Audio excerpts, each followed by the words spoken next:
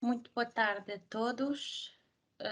Julgo que já demos aqui os quase 5 minutos de tolerância. Julgo que me estão a ouvir bem. Não sei se o meu colega da informática pode dizer que o som está bem, a Está ótimo, apresentação está. ótimo, podes continuar. Ok. Muito obrigada, João. Boa tarde a todos, mais uma vez, a quem teve a oportunidade de estar presente nas nossas sessões de divulgação gerais da KA2, Ensino e Formação Profissional, quer seja a 210, quer seja a 220. Já houve oportunidade neste caso, neste setor, tiveram a oportunidade de me ouvir. O meu nome é Ana Cunha, já trabalho há algum tempo na Agência Nacional. De momento estou com todos os projetos da KA2 Ensino e Formação Profissional. Espero vir acompanhar os vossos. Para já e hoje vamos fazer esta sessão que contará mais ou menos com uma duração de 2 horas. Não está previsto nenhum intervalo, porque há aqui informação, não digo exaustiva, mas que merecedora destas 2 horas, e tenho receio, de facto, de que depois com a pausa derrapar um pouco em termos de tempo.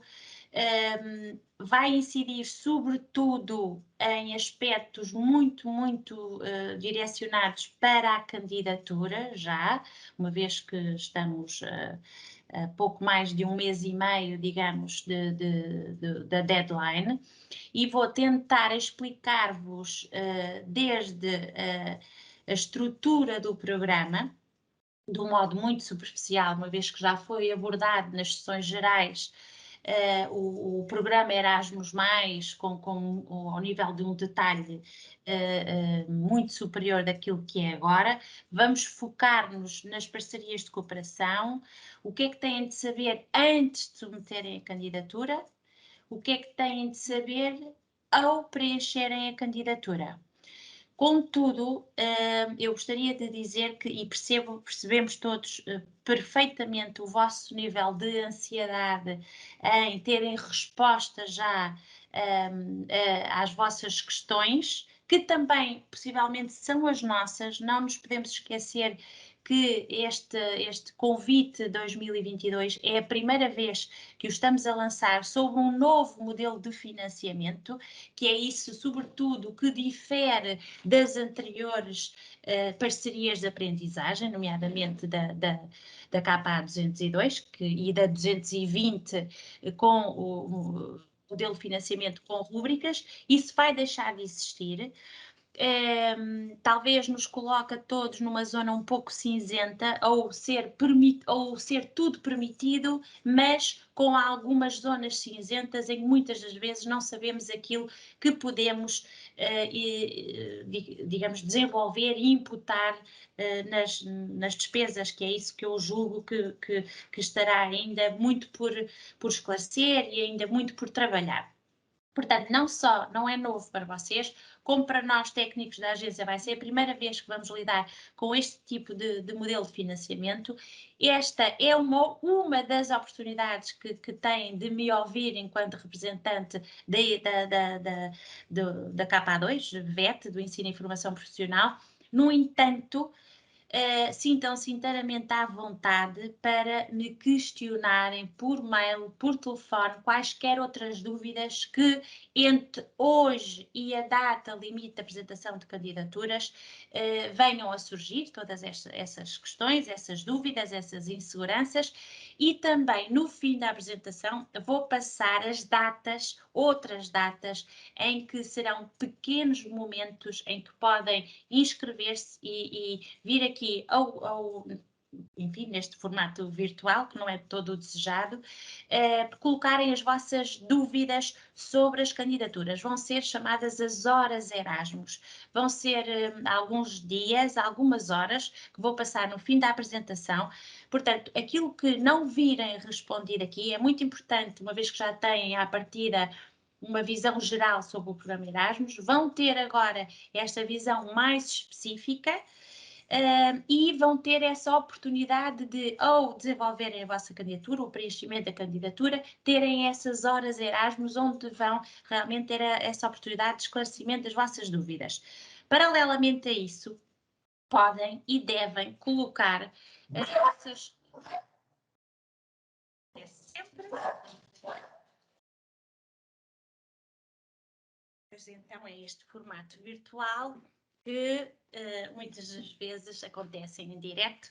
Lamentavelmente não vos posso conhecer olhos nos olhos, mas temos que nos habituar a isso. Caminhamos para um futuro melhor, já com alguma previsão das restrições acabarem. E sem o cão estar a ladrar e me interromper aqui no meu raciocínio. Peço desculpa por isso.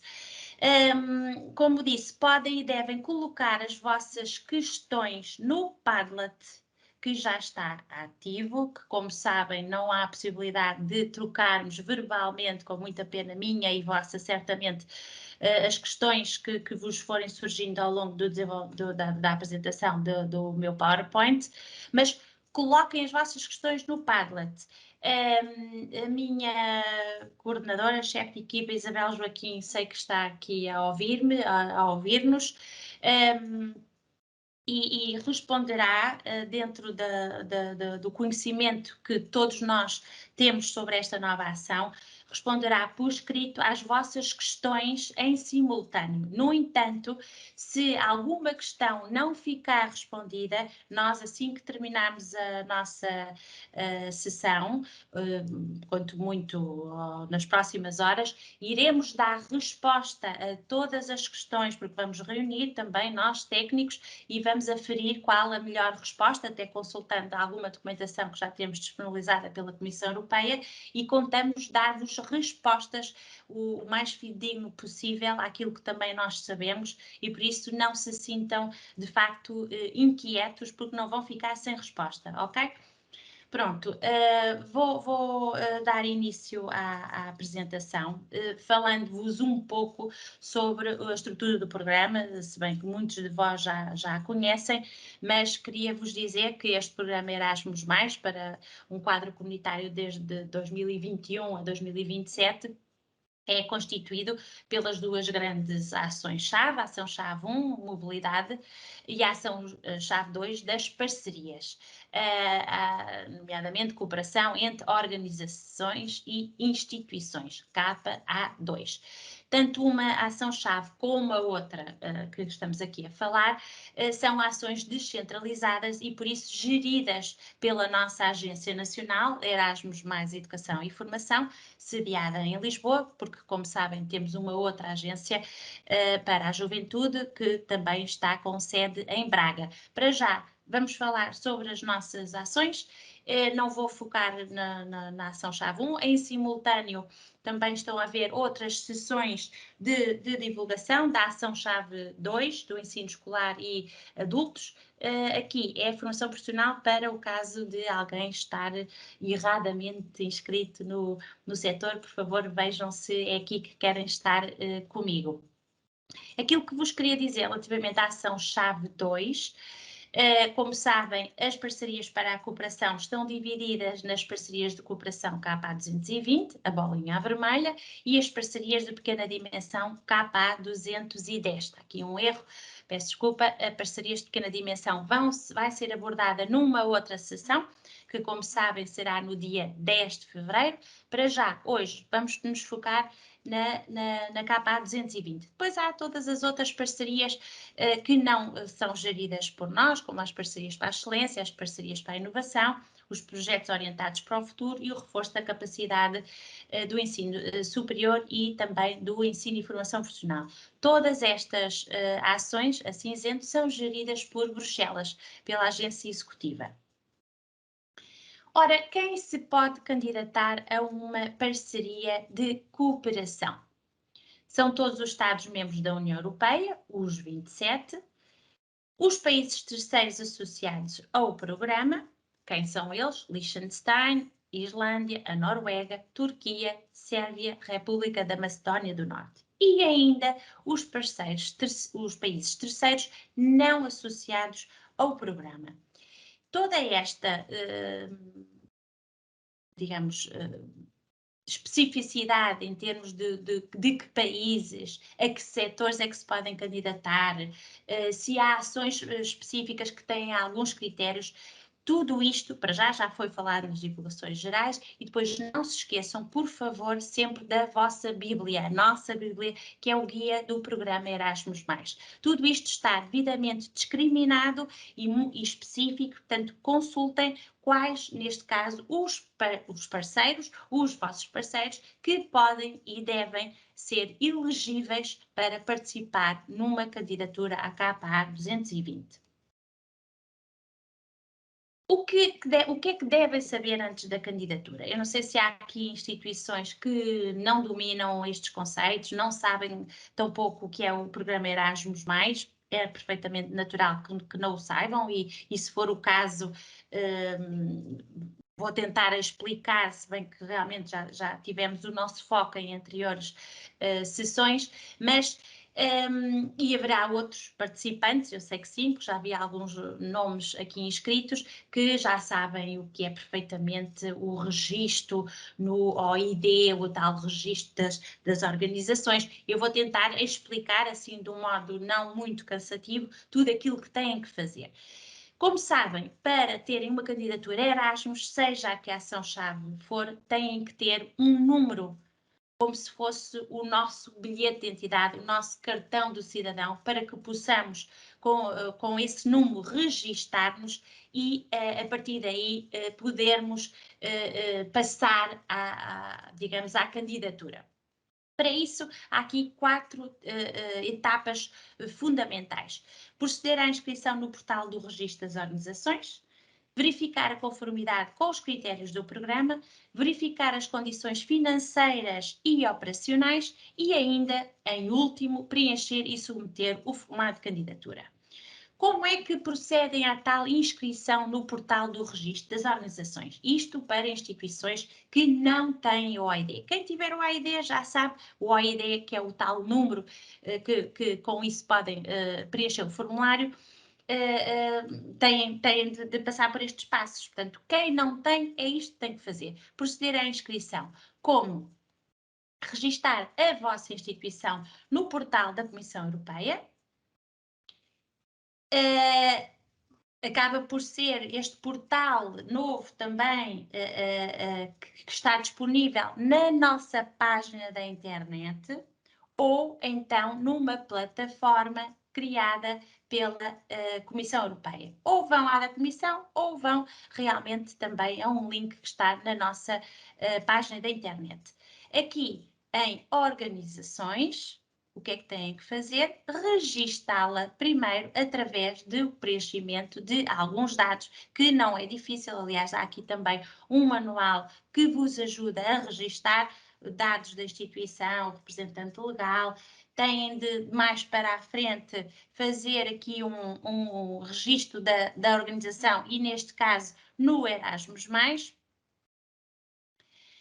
através de um e-login, que é um serviço de autenticação da Comissão Europeia.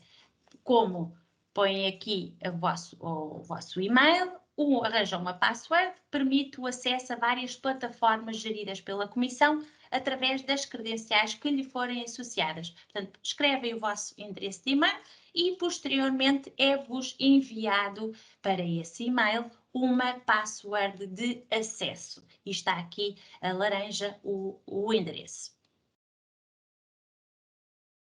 Para isso, lá está, é um OID para a organização e esse OID é válido até ao fim do programa Erasmus+, neste caso até 2027, tem de ser guardado religiosamente nas vossas notas. Portanto, o que é o OID? O Organization ID, que é o número de identificação da instituição.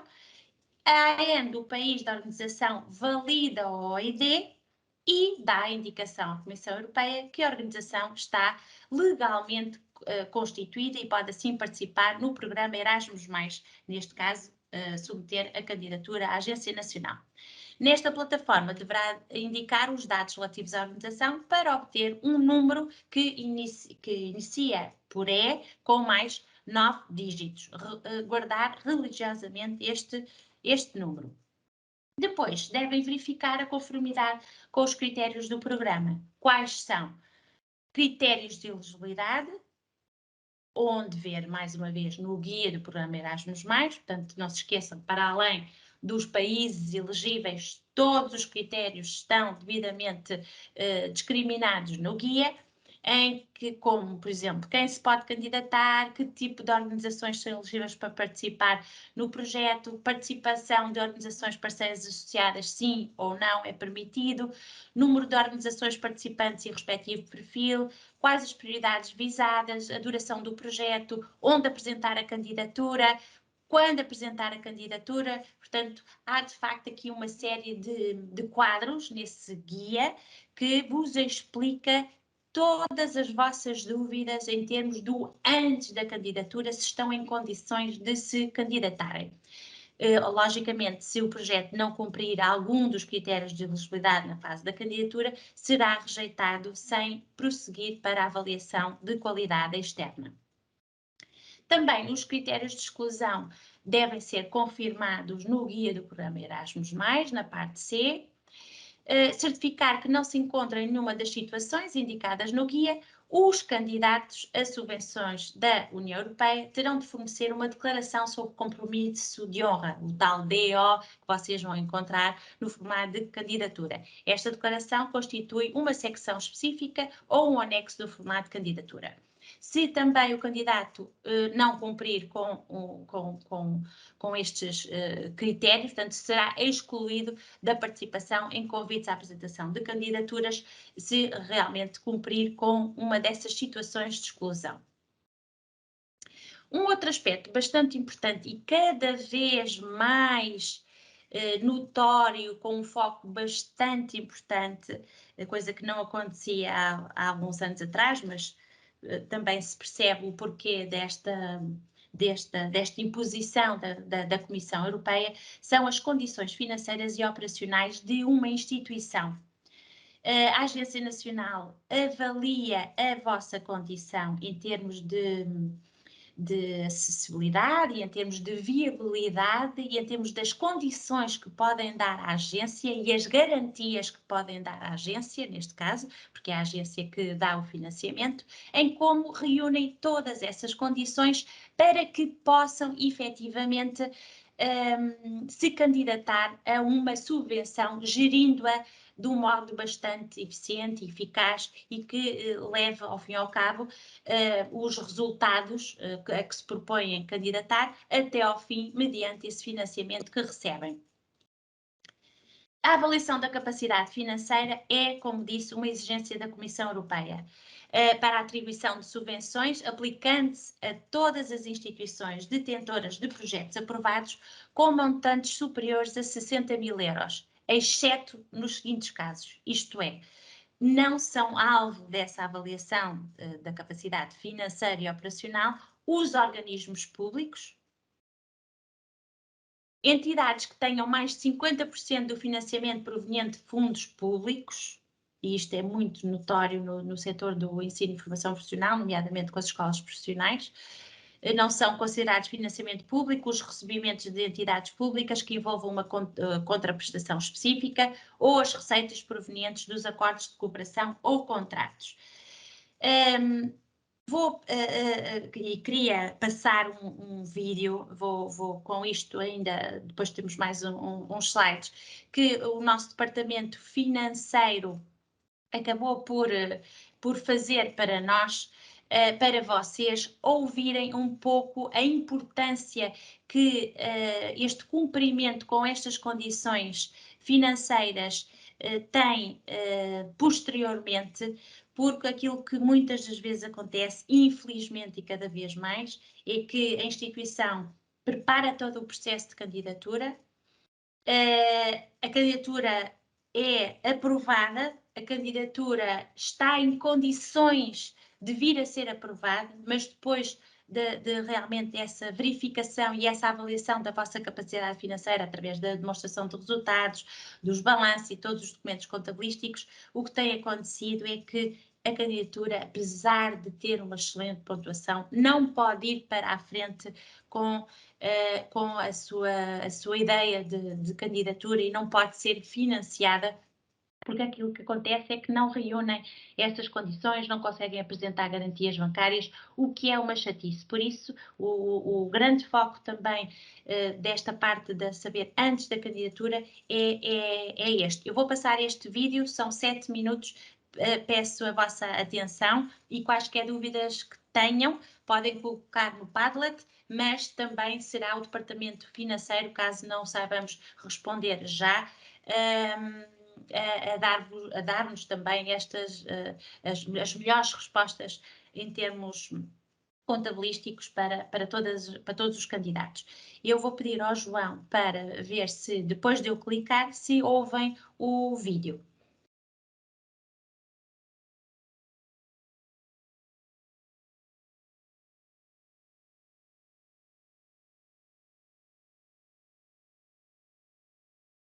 Eu penso que sim. Se o João consegue dizer se está online, está tudo bem? Não, Paulo.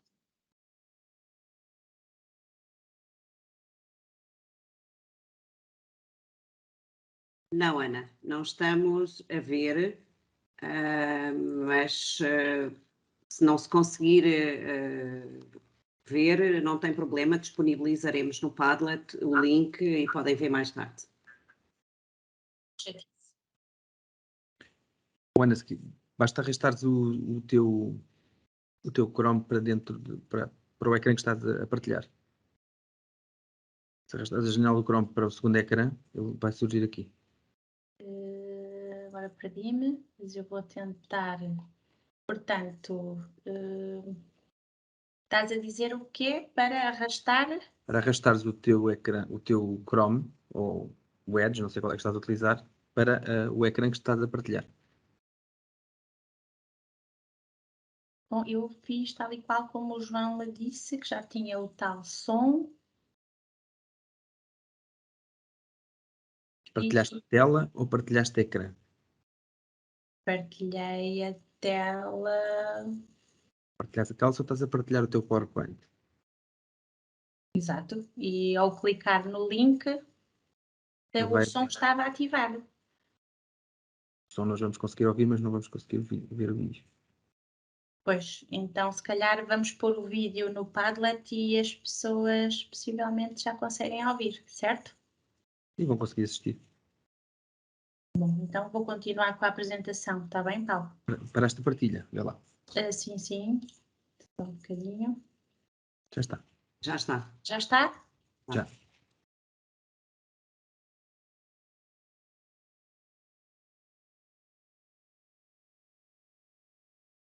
Pronto, eu peço desculpa, de facto, mas também não sou a melhor pessoa nas tecnologias. Tinha seguido aqui as orientações e estava toda contente com a partilha e o conhecimento que o João me tinha dado, que bastava só clicar no link, afinal não resultou, mas nós vamos, de facto, disponibilizar este vídeo, se calhar até melhor para não estarmos aqui a olhar para o vídeo durante 7 minutos e, portanto, o que eu queria é que ficassem cientes que esta avaliação da capacidade financeira é realmente muito, muito importante para que vocês percebam que têm de reunir toda a existência legal e financeira para que o vosso projeto possa ser aprovado. Bom, qualquer beneficiário cujo projeto tenha uma subvenção inferior a 60 mil euros, que não vai ser o caso aqui, deverá apresentar uma declaração de honra atestando a sua capacidade financeira para implementar o projeto.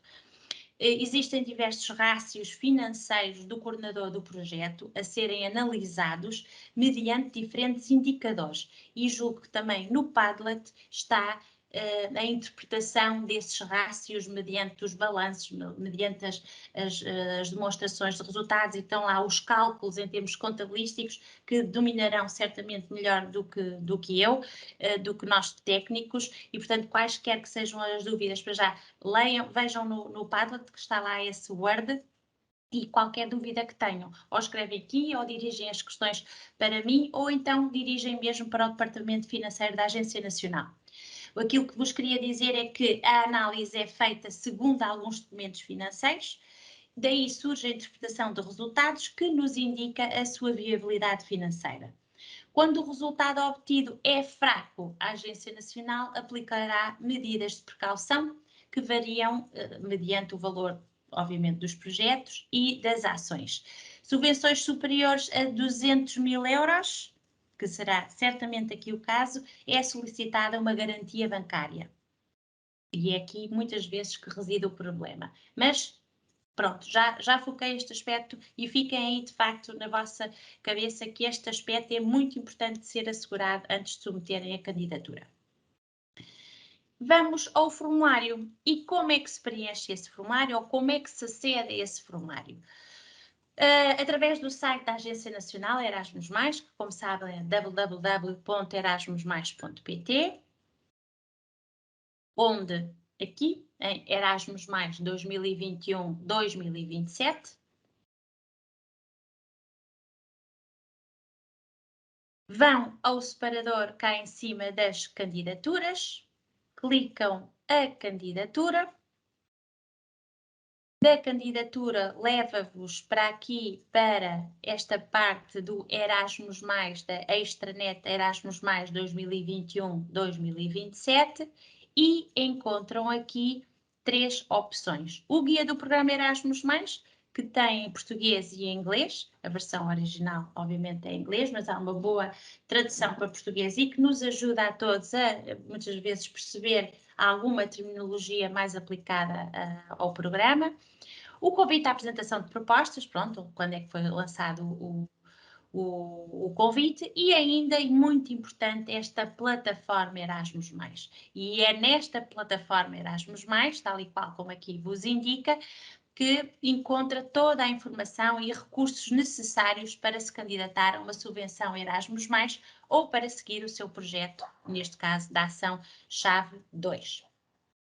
O link ou clicando ali naquela plataforma.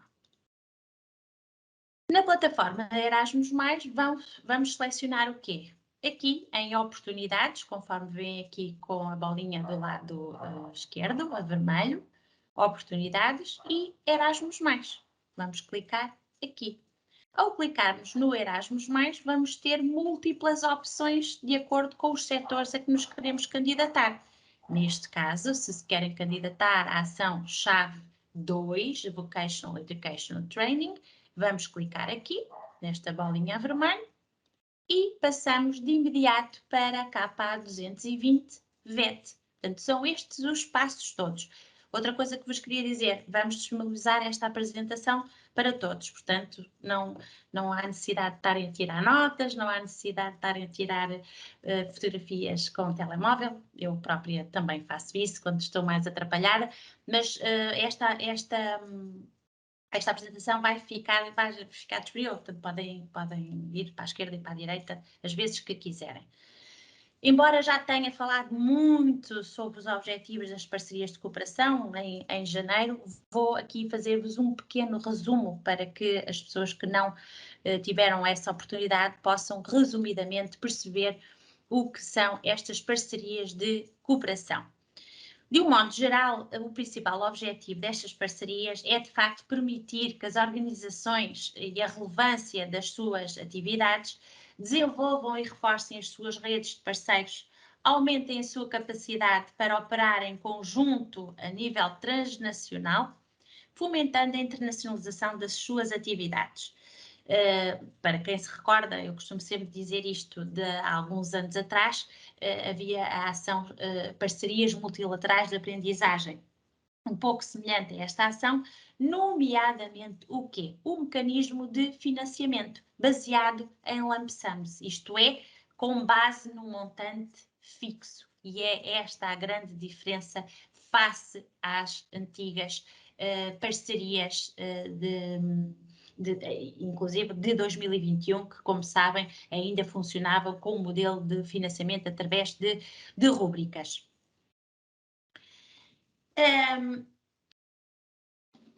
Agora, queria explicar-vos essencialmente o foco desta grande oportunidade que a Comissão Europeia lançou este ano, 2022, em que temos que esquecer o passado em termos de compreensão de todos os conceitos das antigas candidaturas e vamos esquecer o modelo de financiamento por rúbricas e vamos passar ao foco principal que a Comissão Europeia quer, que é o quê? É a qualidade da candidatura. Aquilo que for escrito ao nível dos indicadores qualitativos e quantitativos, sem ser uma discriminação financeira, é isso que vai ditar a qualidade da candidatura.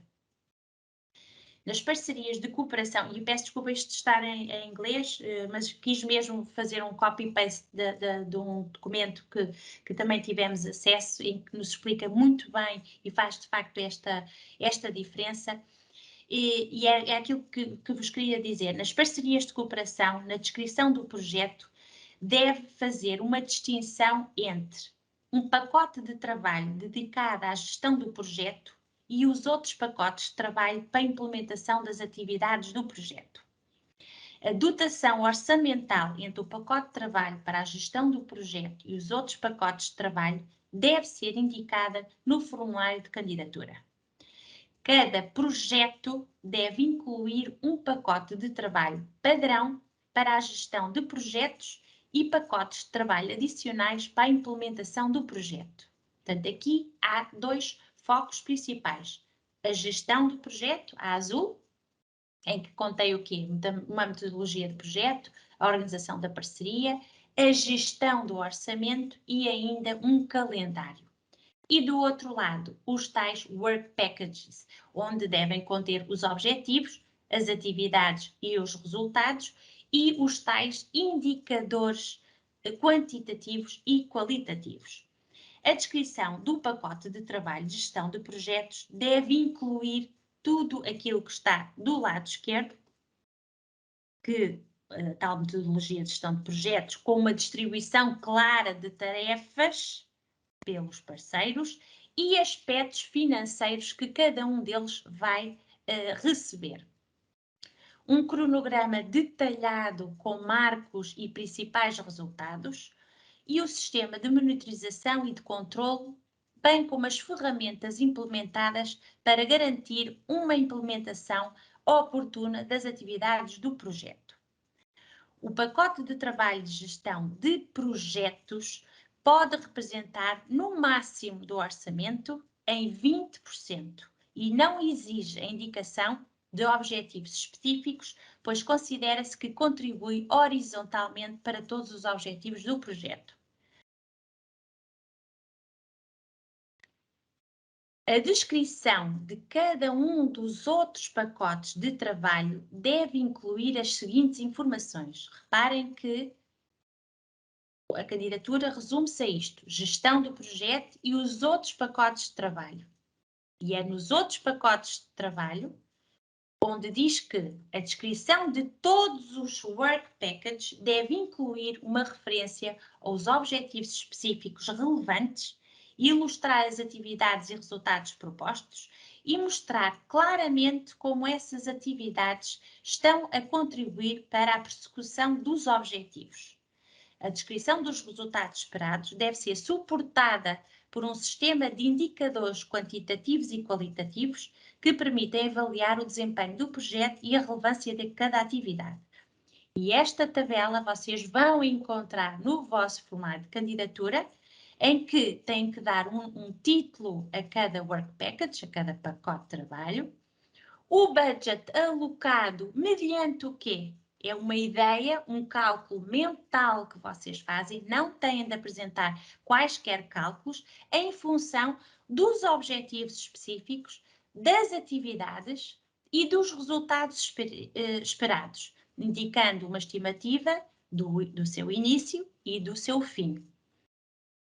Os tais indicadores qualitativos e os indicadores quantitativos, assim como o target que pretendem atingir, isto é, o público-alvo, o valor dos indicadores no fim de cada atividade, isto é, aquilo que se pretende atingir. Para apoiar o processo de avaliação por parte dos avaliadores externos, é muito importante, não é obrigatório, atenção, não é obrigatório, mas é de todo aconselhável que incluam, aliás, como já tem vindo a ser prática em anteriores candidaturas, que inclua um gráfico de Gantt, um calendário, que pode ser incluído no formulário, apresentando o cronograma de todas as atividades e prazos para entrega dentro dos pacotes de trabalho, conforme exemplo fornecido.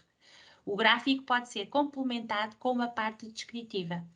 Isto não é de todo novo para quem já domina projetos anteriores, mesmo os antigos projetos piloto do Leonardo da Vinci, os projetos de transferência de inovação, os projetos de parcerias que, como bem se lembram, ajudam-se a vocês próprios a refletirem no papel o vosso calendário para que indiquem aos avaliadores externos quais os períodos que vão atravessar nas vossas candidaturas e estão divididos por work package e divididos pelos vossos parceiros. Nós também podemos disponibilizar um modelo de um Gantt chart, no entanto, não há nenhum template obrigatório. Não há nada que vocês tenham que seguir à regra, assim como, por exemplo, os mandatos estão disponíveis na nossa página, mas podem seguir um modelo em que, como sabem, testa a vontade de ambas as partes, do coordenador e do parceiro, em irem para a frente com esta candidatura. No entanto, também nesta fase, os mandatos não são obrigatórios. São de todo recomendáveis que nesta fase da candidatura deem aos avaliadores a vossa garantia, em tudo, aliás, em como vai este projeto ter muito mais viabilidade se apresentarem já essas cartas de compromisso. Aliás, queria-vos dizer, e estou sempre a focar este aspecto, tudo aquilo que vocês escreverem em candidatura é aquilo que os avaliadores vão ler, vão avaliar. Tudo aquilo que pode estar na vossa mente, em que é dado como garantido e lógico nas vossas cabeças, em que possivelmente até se questionam, não vou estar a escrever isto, não vou estar a justificar isto, porque é lógico. Não, é lógico para vocês, coordenador e parceiros, mas tem de estar escrito em candidatura. Senão, os avaliadores não sabem, não leem e não vão avaliar, sobretudo, e cada vez mais importante, a parte qualitativa. Ok? A distribuição do orçamento deve ser apresentada ao nível de cada pacote de trabalho, como neste exemplo que coloquei aqui. Além disso, os candidatos também podem indicar a alocação ao nível das atividades. Solicita-se, pois, aos candidatos, às parcerias de cooperação, que descrevam cada pacote de trabalho com uma indicação de objetivos específicos, metas, indicadores de resultados qualitativos e quantitativos, e esta secção fornece orientações metodológicas para a seleção de um conjunto de indicadores para apoiar a avaliação dos resultados alcançados pelo projeto. Estou aqui a falar em indicadores, mas o que é um indicador? O indicador é a medida de um valor em vista de um objetivo ser alcançado. O indicador, como disse, pode ser quantitativo ou qualitativo. Quantitativo porquê? Define informações mensuráveis sobre quantidades, factos e podem ser verificadas matematicamente. Qualitativo descreve os eventos, as razões, as causas, os efeitos e as experiências. Os indicadores qualitativos podem ser quantitativos através de métodos de pontuação. Portanto, estão a ver que isto é muita informação, é verdade, é tudo novo para vós e para como referi. Não há preocupação em fazerem contas no formulário de candidatura por rúbrica, mas há sim a preocupação de intrinsecamente e mediante os objetivos, as atividades e os resultados, de fazerem um cálculo mental em back office e verem, ok, então para cada pacote de trabalho ou para cada, o PM, que está em cima, Project Management, o que é que eu tenho de ter para que o coordenador consiga levar ao cabo as tarefas que lhe estão adstritas, a responsabilidade e o papel que lhe está adstrito, que à partida é muito superior aos parceiros.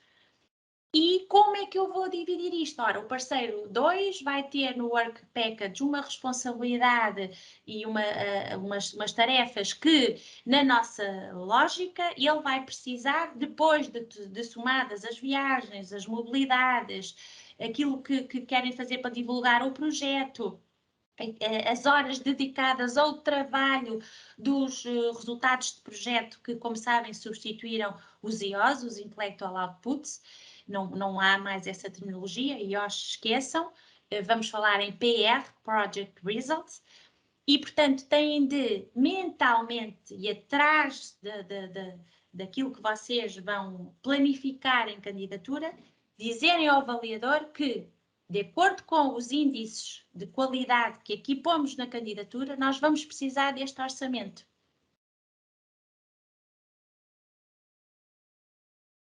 E aparece-vos depois aqui um total por Work Package e um total por parceiro, que é isto que vai determinar a lump sum a escolher, o montante fixo a escolher. Eu espero que me esteja a fazer a explicar, de modo a que vocês agora percebam aquilo que aqui vem. Em termos de modelo de financiamento, new, os candidatos, de acordo com a Comissão Europeia, podem escolher para as parcerias de cooperação KA 220 entre 3 montantes pré-definidos de acordo com as atividades que pretendem realizar e os resultados que pretendem alcançar. Quando do planeamento dos projetos, as organizações candidatas, juntamente com os seus parceiros, sempre juntamente com os parceiros, nunca assumam vocês o papel único e de responsabilidade sobre o que vão definir em candidatura, precisarão de escolher um montante fixo único mais adequado para abranger os custos dos seus projetos com base nas suas necessidades e objetivos. Caso o projeto seja selecionado para financiamento, o montante fixo único solicitado torna-se a subvenção máxima. E aqui peço especial atenção para este facto. Aquilo que vocês determinarem como lump sum escolhida é aquilo que vai ser avaliado e, à partida, será vos dado. Por isso, depois de escolherem uma das subvenções, que já vamos falar mais à frente, e depois de submeter e do prazo terminar, já não podem dizer, não era bem esta subvenção que eu pretendia, não era aos 400 mil, afinal era aos 250. Já não pode. Ao cair do pano do tal 23 de março, uma vez submetida, é esta a subvenção que ditará a vossa escolha e o financiamento. As propostas devem descrever as atividades que os candidatos se comprometem a realizar com o montante fixo solicitado e devem cumprir os princípios de economia, eficiência e eficácia. A escolha do montante fixo que será solicitado deve basear-se na própria estimativa, cá está, do candidato para o custo global do projeto.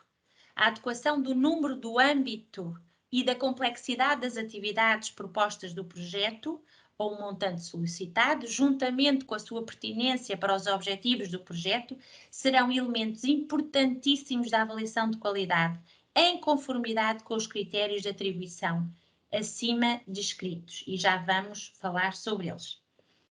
Só para vocês terem uma ideia, é claro que eu sei que, em termos de pacote de financiamento, a Comissão Europeia, para gerir este quadro comunitário, são milhões mas para as parcerias de cooperação, e é isto que importa que vocês retenham, se bem que não é um número muito importante a reter, mas para terem conhecimento que a KA2 VET, nomeadamente às parcerias 220, foi-nos atribuído 1.861.396 euros. 1.860.000, à volta disto.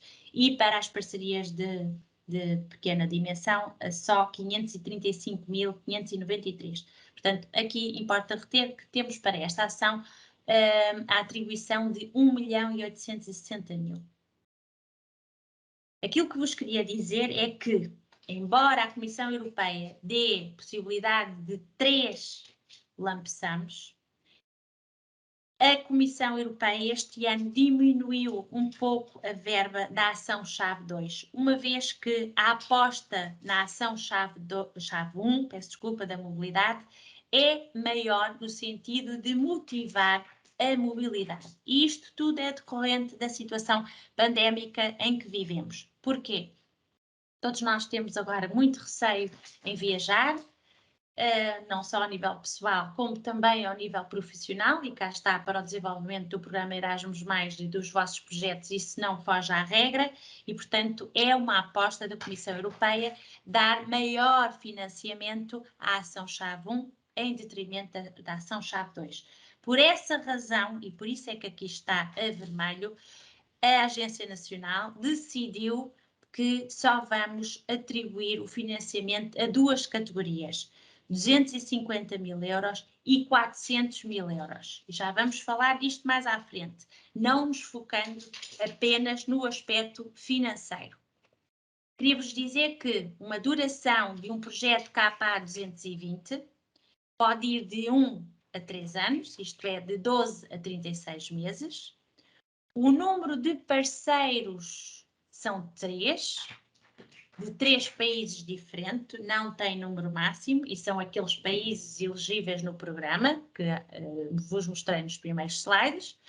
Atenção que para a gestão do projeto aconselhamos a que haja um máximo de 10 parceiros em termos de financiamento. Atenção, não há número máximo de parceiros, mas é recomendável que por uma questão de senso comum não seja uma parceria exageradamente grande para que não haja, enfim, alguma complexidade ainda maior em termos de gestão de projeto.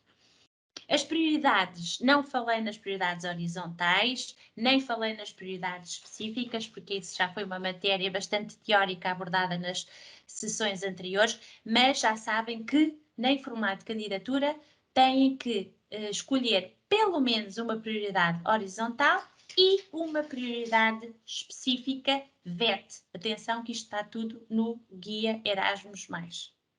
Leiam as prioridades horizontais, leiam as prioridades específicas e tenham em mente que a vossa candidatura tem de se enquadrar, tem de se justificar por si só ao escolherem essa prioridade na vossa gestão do projeto, na implementação das atividades, nos objetivos a atingir. Portanto, vocês têm que se rever enquanto instituições e enquanto implementação do projeto numa dessas prioridades.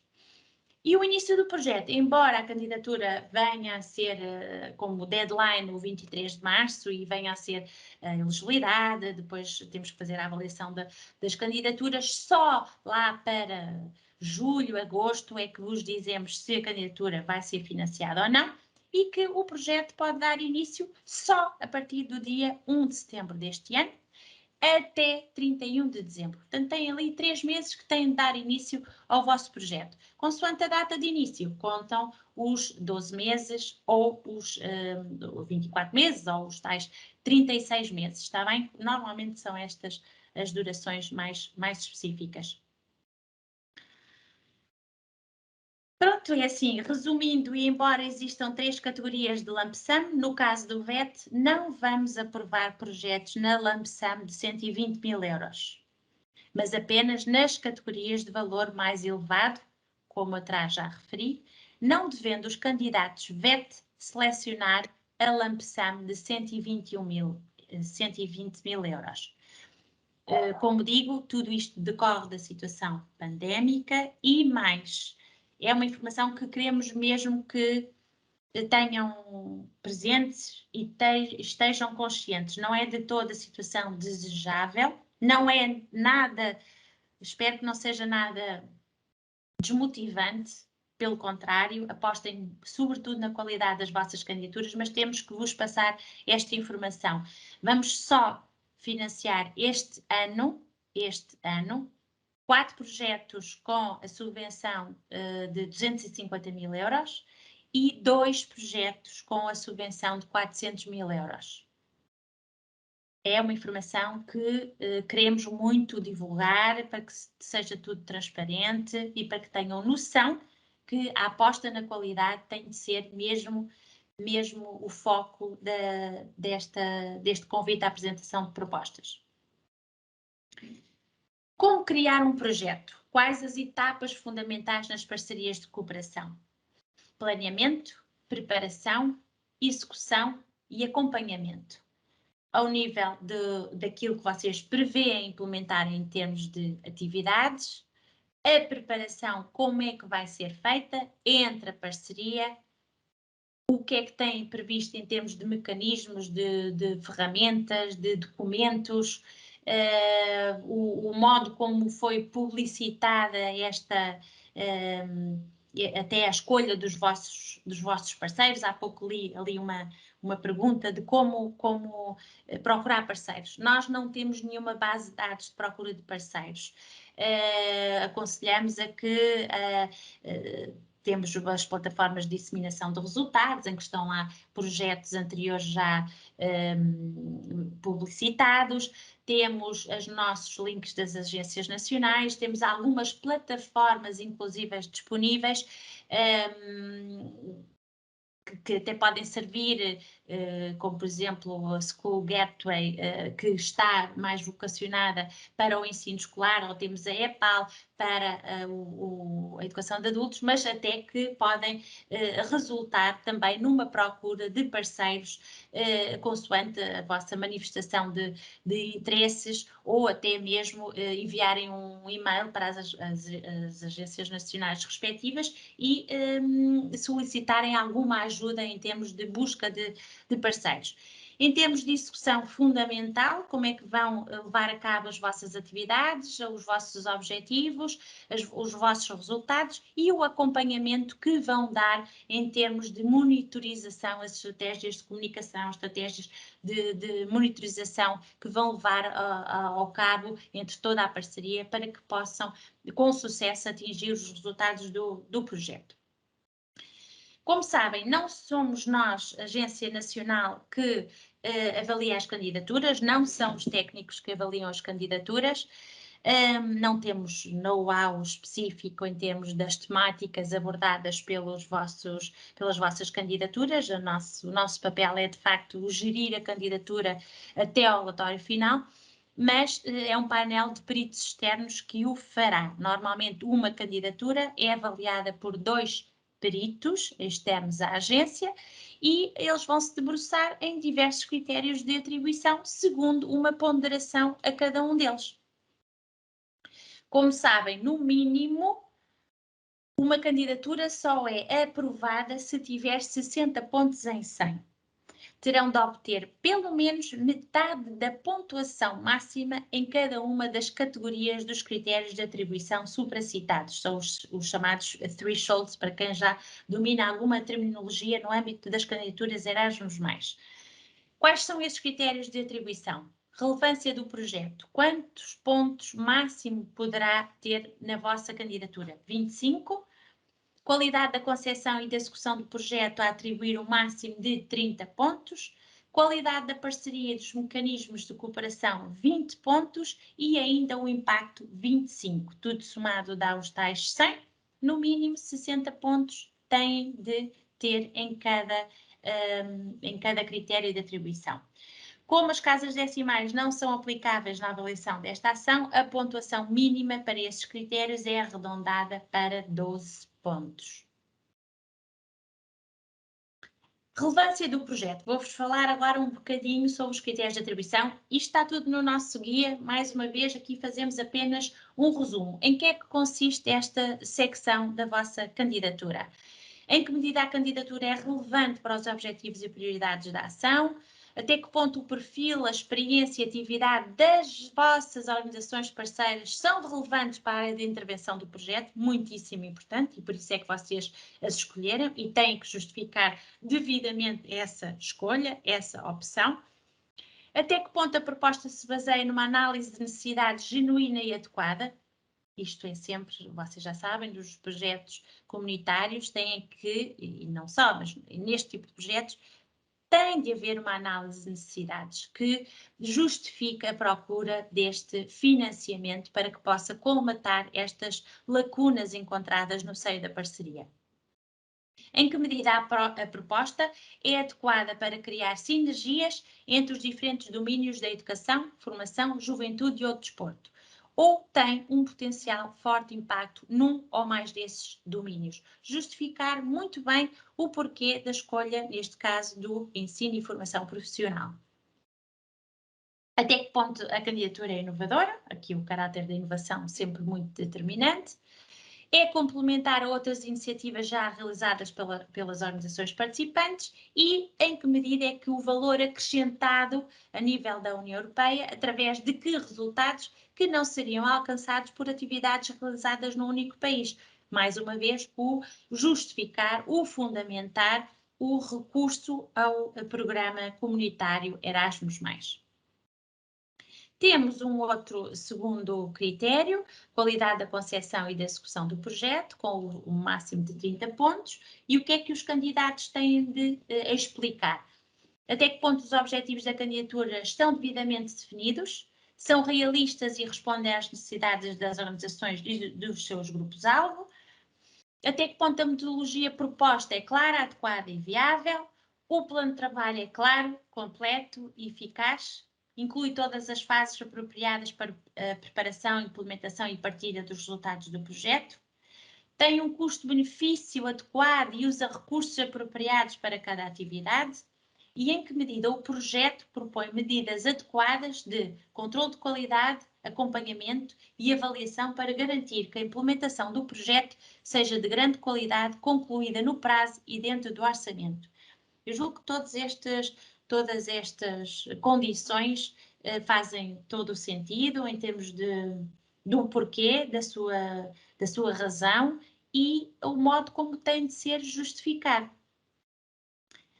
Até que ponto as atividades são concebíveis de forma acessível, inclusiva e abertas a pessoas com menos oportunidades? Não se esqueçam que uma das prioridades horizontais é a inclusão e cada vez mais a aposta da Comissão Europeia reside nesta prioridade. Não é obrigatório, mas cada vez mais recomendável esta inclusão cada vez mais aberta e a pessoas com menos oportunidades nos vossos projetos, nas vossas candidaturas.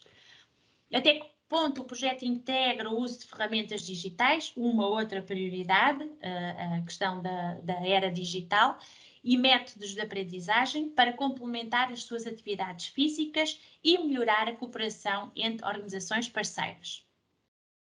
O projeto foi concebido de forma ecológica e incorpora práticas verdes em diferentes fases do projeto. Mais uma vez, aqui a prioridade do verde, não é? Do green, que cada vez se fala mais, e é também, de facto, uma aposta e cada vez mais a transição digital e em que vivemos então, e por isso é que aqui estamos sem nos podermos trocar opiniões, mas é de facto estas ferramentas digitais que nos permitem cada vez mais trocar este género de partilha de informação e de boas práticas. A qualidade da parceria dos mecanismos de cooperação, 20 pontos. Até que ponto o projeto envolve uma combinação apropriada de organizações participantes em termos de perfil, experiência anterior no programa e conhecimento para completar com sucesso todos os objetivos do projeto. Até que ponto a vossa candidatura envolve newcomers e organizações menos experientes. E há aqui esta distinção que também é bastante interessante. Normalmente as instituições recorrem a instituições com quem já trabalham há mais tempo, é perfeitamente normal, mas se puderem incluir newcomers e instituições novas, façam-nos, porque vem também alargar o âmbito do programa a outras instituições que podem beneficiar do programa e também de poderem ter a oportunidade de dar o seu contributo, nomeadamente no ensino e formação profissional. Aqui já sabem que este critério, de facto, reside na parceria. Tem que explicar muito bem como é que distribuem as tarefas, demonstrando o compromisso e a contribuição ativa de cada uma das organizações participantes. Quais os mecanismos em termos de coordenação e comunicação entre os vossos parceiros, bem como outras partes interessadas relevantes, se aplicável. E, se aplicável também, até que ponto o envolvimento da organização participante de um país terceiro não associado ao programa se traz um valor acrescentado e essencial ao projeto.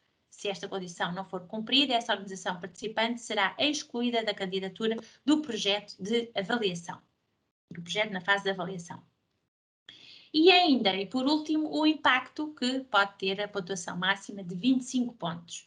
Até que ponto a candidatura inclui etapas concretas e lógicas para integrar os resultados do projeto no trabalho regular das organizações participantes. Até que ponto a candidatura tem o potencial para atingir positivamente os seus participantes e organizações, bem como as suas comunidades mais amplas, e ainda até que ponto é que os resultados têm potencial para serem utilizados fora das organizações que participam do projeto, durante e após a vida do projeto e a nível local, regional, nacional e europeu. Não se cinjam ao impacto dentro da vossa organização, dentro da parceria e junto dos públicos mais diretos que pretendem atingir com este projeto. Levem este projeto a um nível de transferibilidade e um nível de exploração de resultados para além da vossa parceria, de modo a que possa ser cada vez mais transferível e aproveitado por outras instituições, por outros setores, por outros agentes que podem eventualmente até vir a disseminar de um modo mais eficaz o vosso projeto. Cá está para divulgar os resultados nas organizações participantes, para partilhar os resultados com outras organizações e reconhecer publicamente o financiamento da União Europeia. Até que ponto a candidatura descreve como os materiais, documentos produzidos serão disponibilizados gratuitamente e promovido por meio de licenças abertas? Isto também, cada vez mais, é uma aposta da Comissão Europeia em que os resultados sejam públicos e tenham essa componente aberta em termos de divulgação dos vossos resultados. E depois é garantir a sustentabilidade, a capacidade de continuar a ter impacto e a produzir resultados após o fim da subvenção da União Europeia. Isto é, o projeto, imaginem que termina em agosto de 2024, não se prevê, não é esse o objetivo, que este financiamento fique cingido ao último dia do projeto e que vá muito mais além para que possa ser disseminado e aproveitado, digamos, como digo, por outros agentes que podem pegar na vossa ideia e levá-la a mais altos voos, se é que se pode dizer.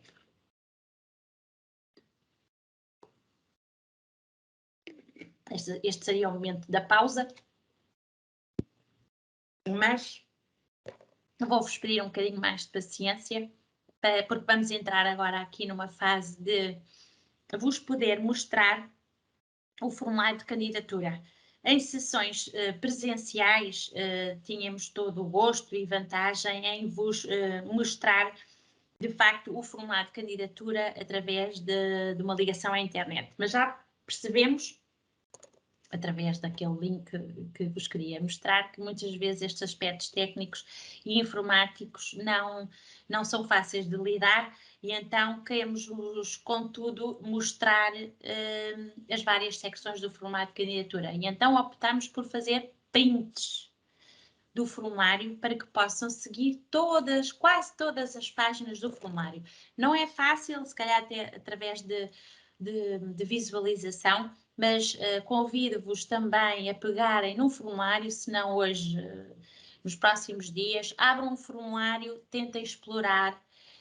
No fim já vos vou até mostrar uma ferramenta que é um guia do candidato, que vos auxilia através de algumas instruções de preenchimento da candidatura que são bastante úteis.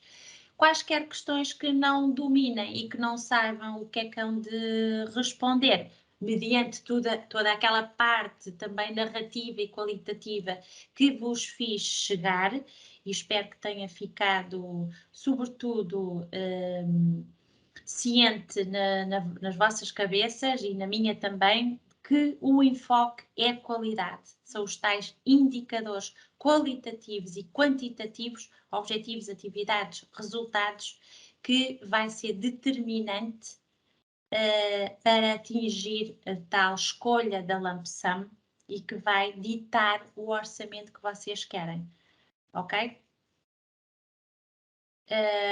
Seguir-se-á naturalmente aquela fase de avaliação de candidaturas, em que os avaliadores se vão pronunciar, e também importa dizer que não há hipótese dos avaliadores baixarem a subvenção.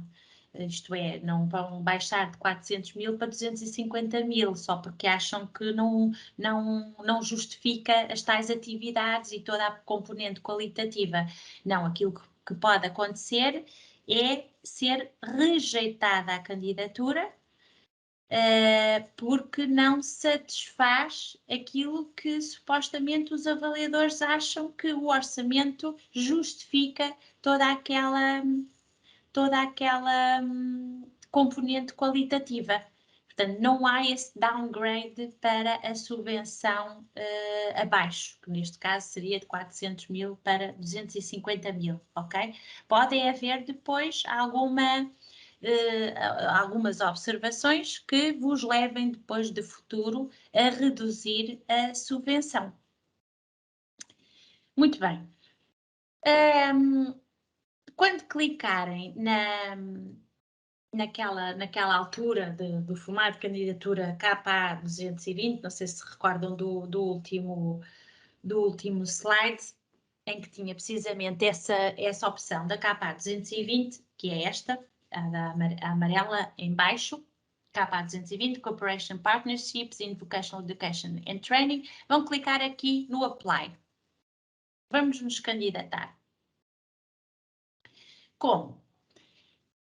Imaginem que têm uma série de perguntas, uma série de tópicos, ou uma série de chapéus de chuva do vosso lado esquerdo, que são as secções que compõem o vosso formulário, ao nível do contexto, ao nível das organizações participantes, da relevância do projeto, a parceria e os acordos de cooperação, o desenho do projeto e a implementação, o impacto, o sumário do projeto, anexos, uma checklist, se a candidatura dá para ser partilhada ou não. Digamos que o foco reside nos critérios de atribuição, como viram, aquilo que vos expliquei, e é consoante tudo aquilo que escreverem aqui que vai determinar, de facto, a avaliação. Eu espero que consigam ver, eu vou-vos explicando mais ou menos aquilo que têm de preencher. Não se esqueçam que não têm que pôr aqui ensino escolar nem ensino adultos, não, isso seria logo não elegível à candidatura. Têm que escolher a opção Vocational Education and Training, aliás, eu julgo que isto até já aparece por definição. Escolherem um título para o vosso projeto, um acrónimo, que não é obrigatório. Atenção que tudo aquilo que é obrigatório vos aparece a vermelho, aliás, como em quase todos os formulários que nós preenchemos na nossa vida. E tudo isto aqui do lado esquerdo está as tais secções a vermelho porque não está nada preenchido, mas à medida que for sido preenchido passa de uma cruz vermelha para um cheque a verde, e isto, quando chegarem aqui no final, deve estar tudo a verde, significa que está tudo devidamente preenchido. Se não estiver, se alguma coisa estiver em falta, também vos aparece aqui um lembrete vos alertar, atenção, falta aqui o preenchimento de um dos campos, vai-vos aparecer isso certamente. Pronto, aqui têm que escolher a data de início e fim do projeto, ou porem aqui, imaginem, a tal data em que podem iniciar os vossos projetos, 1 de setembro, se o número de meses, e é calculado automaticamente o Project End Date. A Agência Nacional da Organização Candidata, a PT01, que é a nossa, a Agência Nacional de Educação e Informação, não clica na da Juventude. E qual é a linguagem usada ao preencher o formulário. Por norma, aconselhamos a que seja o inglês, que é, de facto, a língua dominada por todos os parceiros. O português, embora seja uma língua oficial, não acredito que os vossos parceiros dominem, porque todo este formulário pode e deve ser partilhado pelos vossos parceiros, para que também eles vos ajudem a preencher. Não fiquem com essa responsabilidade, pelo contrário, partilhem com os vossos parceiros e eu depois já vos digo como é que vocês partilham isto. Na secção das organizações participantes, há pouco também vi aqui uma pergunta no Padlet. Nesta altura do campeonato, digamos, me passa a palavra, já temos que indicar as organizações, as instituições de acolhimento? Sim, claro. Sim, claro. Pelo menos 3 instituições de 3 países do programa diferentes. Portugal, mais 2. A vossa instituição, mais 2 instituições. E é aqui que devem fazer já essa indicação. Isto está tudo em inglês, portanto, precisam de facto de identificar nesta altura o OID de cada uma das instituições parceiras. Aqui pedem-vos logo o applicant organization, o nome legal, o país a que se encontram associados e há esta secção relativamente também às organizações participantes e têm aqui o vosso lado direito, Add Partner Organization. Clicam e começam a preencher com dados muito, muito simples relativa à vossa organização. Também aqui vos pede, lá está, o perfil da organização participante, a experiência e o background and the experience, através do quê? Do como candidato e como parceiro. E também a oportunidade, portanto, aqui, se houver projetos já desenvolvidos no anterior Erasmus, devem também aqui dizer o código do projeto, só para também saber se há alguma experiência tida no âmbito do desenvolvimento de projetos comunitários. E também o Associated Persons, e aqui pede para nos indicar qual é o representante legal, o contacto primário das pessoas associadas a este projeto, com o qual devemos depois estabelecer alguma relação e para que nos deem provas que efetivamente estão devidamente comprovados com esse estatuto. Ao nível das instituições parceiras, que são os vossos parceiros, as instituições de acolhimento, com o OID de cada um deles, o legal name, o country a que pertencem, o país a que pertencem. Devem aqui acrescentar Add Partner Organizations, 2, 3, 4, 5, 6 parceiros. Não é determinante o número, mas sim a qualidade, mais uma vez reforço isso. Não excedam, é recomendável, os tais 10 parceiros, o máximo. Portanto, há aqui uma série de perguntas, se a organização é pública, se a organização tem fins não lucrativos, que tipo de organização é e também o background e experience de cada uma das organizações parceiras. Em termos de relevância do projeto, não se esqueçam que, no mínimo, têm que, aqui nesta secção onde diz Priorities and Topics, têm que escolher uma prioridade horizontal e ou uma específica do setor do ensino e formação profissional.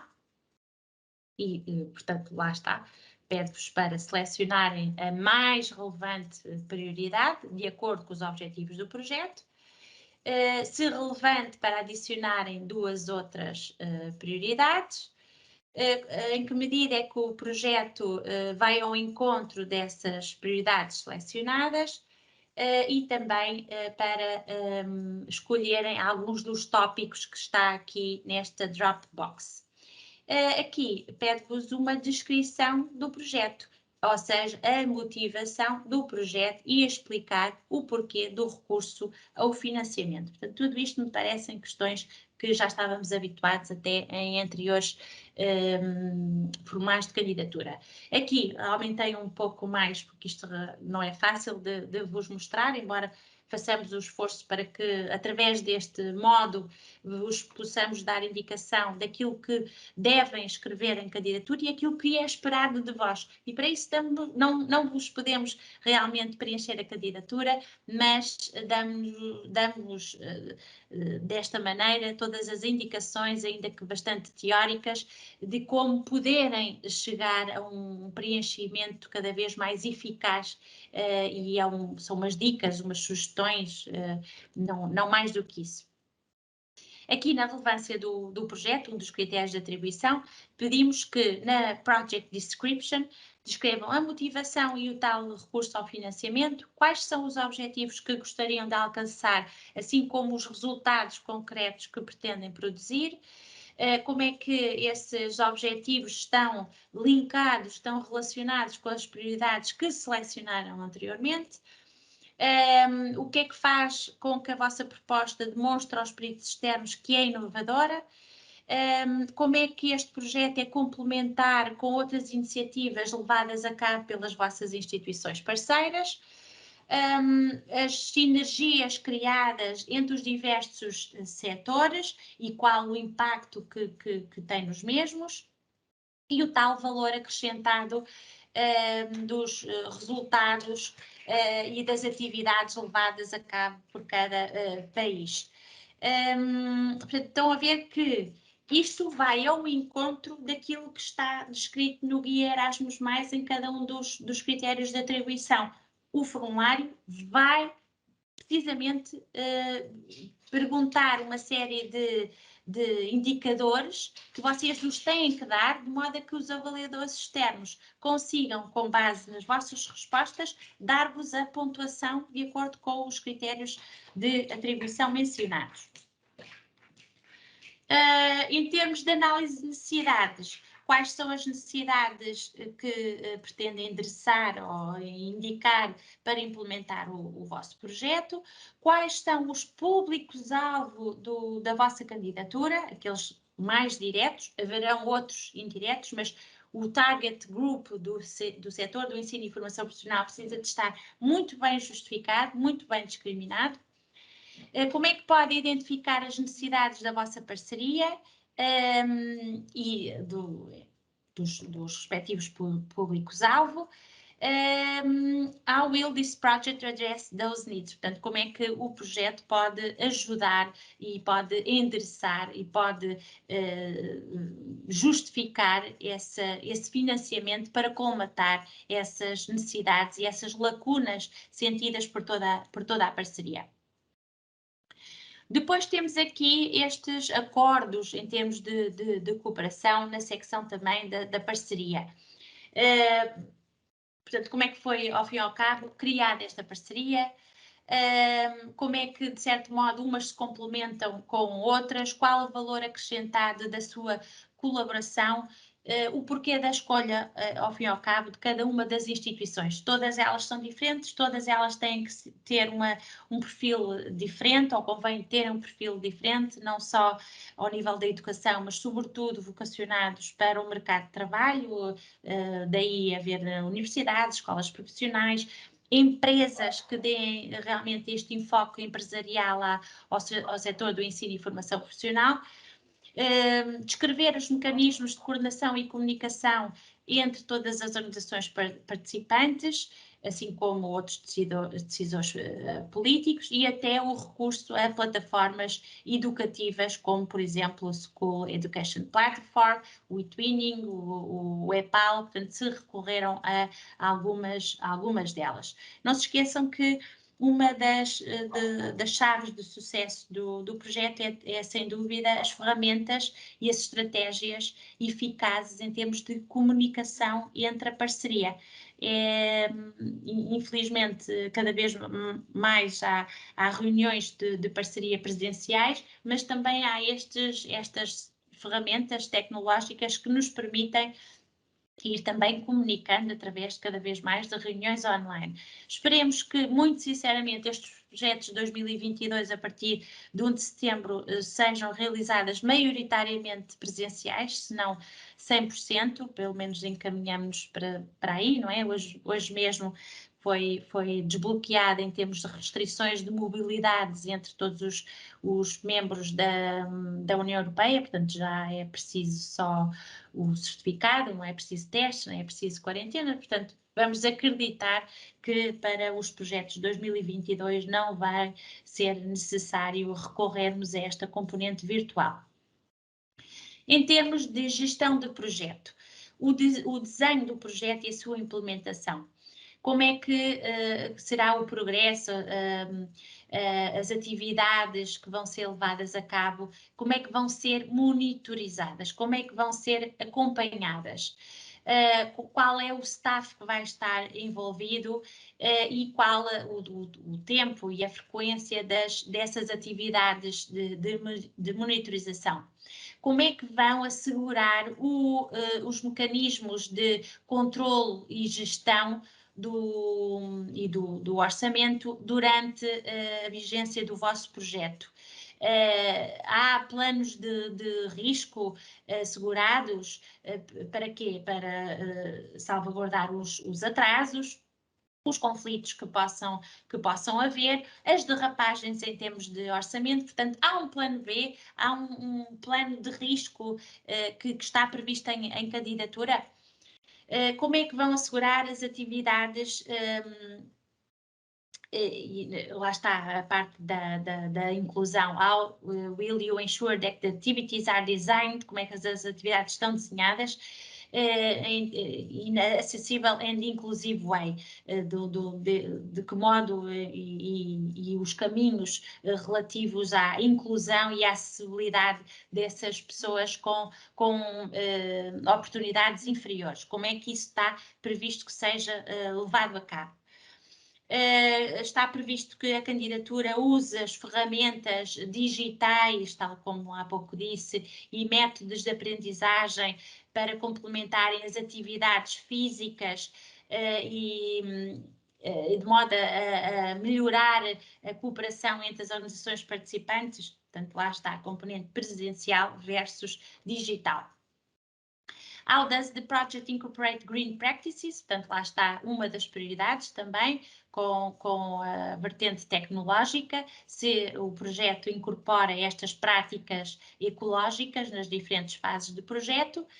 E o grant amount allocated to project management em termos de euros. Qual aqui a indicação do montante alocado à gestão do projeto? Não se esqueçam, candidatura está no chapéu, depois tem a gestão do projeto e tem os outros pacotes de trabalho. À gestão devem, no máximo, alocar 20% do orçamento total, ok? Para os restantes pacotes de trabalho, deve ser o restante. Em termos de Project Design and Implementation, cá está, aqui residem todos os outros pacotes de trabalho. Aqui recomenda-se que, não há obrigatoriedade em que existam 3 pacotes de trabalho, 4, 5, 6, 7, 8, mas, segundo a Comissão Europeia, e pelo que já vimos aqui, é recomendável que haja um máximo de 5 pacotes de trabalho. Aqui, sinceramente, ainda não conseguimos perceber bem, mas pedimos depois até que nos deem o feedback quando estiverem a preencher o vosso formulário, se efetivamente aqui deve estar incluído a gestão de projeto ou não, porque há aqui uma suspeita que a Comissão Europeia se tenho enganado nesta pergunta, porque se a gestão não faz parte desses pacotes de trabalho, então deverá ser a gestão 1, com 20% do máximo alocado ao vosso orçamento total, e do outro lado, então, todos os outros pacotes de trabalho. Das duas, uma, ou são 4 pacotes de trabalho mais um, que é a gestão, ou então não há essa obrigatoriedade que sejam 5. Nós já testámos e até já pusemos mais do que 5 pacotes de trabalho e ele autoriza e deixa, não é? Adicionando aqui o Add Work Package. Mas é recomendável, de acordo com o que vemos aqui pela Comissão Europeia, que haja um máximo de 5 pacotes de trabalho. Também no Work, por exemplo, Work Package 1, e está aqui, eu já foquei isto, mas vou voltar a focar. Quais os objetivos de para este pacote de trabalho, o Work Package 1, isto é um exemplo, não é? E em que modo é que ele contribui para os objetivos do projeto, quais são os principais resultados deste pacote de trabalho, quais são os indicadores qualitativos e quantitativos e como é que vão medir o nível de alcance de cada pacote de trabalho, de cada objetivo e resultados deste pacote de trabalho. Descreva, por favor, as atividades e as responsabilidades de cada organização parceira neste pacote de trabalho e explicar como é que a subvenção atribuída a este pacote de trabalho constitui um custo efetivo no orçamento. Isto é válido depois para explicar o Work Package 2, o 3, o 4, o 5. Portanto, são estas as perguntas que vos vão ser feitas, que têm de ser devidamente justificadas aqui, que isto vai dar origem à tal escolha da lump sum. Ok? Queria muito ouvir-vos e queria muito que me dissessem se isto é perceptível para vocês, mas certamente também irão dar aí a vossa contribuição e a vossa opinião. Não se vão embora, porque vamos vos pedir aqui talvez a uma meia hora, não mais do que isso, se calhar até menos, para nos darem o feedback da vossa avaliação deste evento, porque só assim poderemos melhorar a cada dia que passa nestas condições difíceis o nosso trabalho. Também ainda portanto aqui era o Work Package 1, aqui já estamos nas atividades. Nas seguintes secções é-vos pedido detalhes de cada atividade, isto é, há os pacotes de trabalho e nesses pacotes de trabalho têm que ser desenvolvidas uma série de atividades com vista a que se atinjam os resultados previstos para esses pacotes de trabalho. E é aqui que a Comissão Europeia quer que vocês indiquem cada atividade planeada, como um todo, não é? Para definir quem é o lead organization, ou seja, o líder da atividade, para listar outras organizações participantes em conjunto com o líder. Pronto, aqui dá-vos mesmo essa indicação. The lead organization is typical the one organizing the activity. As outras são aquelas que vão complementar estas atividades. A estimativa do início e fim da atividade também deve ser dada aqui, conforme vê. Activity title, portanto há um título a atribuir a cada atividade, o local onde vai ser, em que país vai ser efetuada essa atividade, uma estimativa em termos de início e fim, quem é o líder e quem são as organizações participantes e o montante esperado para desenvolver estas atividades, consoante o quê? Ora, vocês vão dizer, ok, esta é a atividade X, precisamos de nos reunirmos na Bélgica, na França e em Espanha, vamos fazer o cálculo do número de participantes vezes o número de viagens, também precisamos de estadia, vamos precisar de contabilizar o número de dias associados a esse staff, não há categorias associadas como havia antigamente, não vamos controlar isso, atenção, não há quaisquer comprovativos financeiros que nos tenham de entregar tão pouco nesta fase e tão pouco em sede de relatório final. Não há necessidade de quaisquer comprovativos financeiros, precisamente porque isto é uma lump sum. Sendo um custo unitário, é da responsabilidade inteira da parceria provar que com esse dinheiro vocês vão desenvolver as atividades e é isso que têm que depois, em sede de relatório final, provar em que como atingiram os resultados previstos também em candidatura.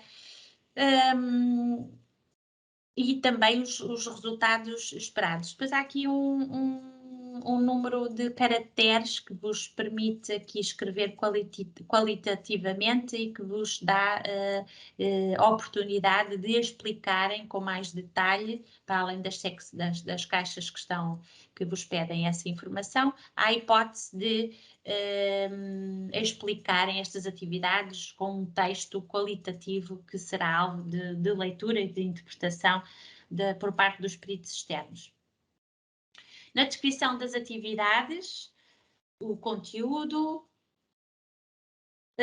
em que medida é que essas atividades vão ajudar aos objetivos de cada pacote de trabalho, descrever os resultados esperados para as atividades, explicar o número e perfil dos participantes. Claro, ok, eles aqui dizem sempre, embora isto já seja lógico nas nossas cabeças, mas quero que percebam que esta subvenção Erasmus+, é apenas um cofinanciamento. Isto significa que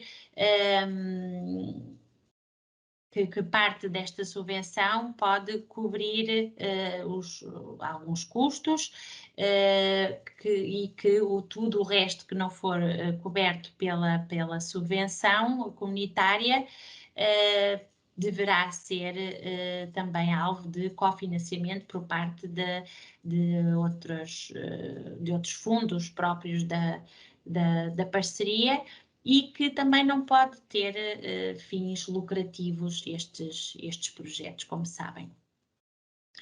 Depois temos no desenho do projeto e da implementação o tal sumário do orçamento, em que esta secção dá-nos noção de uma estimativa do orçamento e esta tabela abaixo é automaticamente preenchida, tendo em conta o descrito nos work packages para trás e a sua estimativa de custo. Portanto, aqui vai buscar, digamos, tudo aquilo que escreveram nas secções anteriores.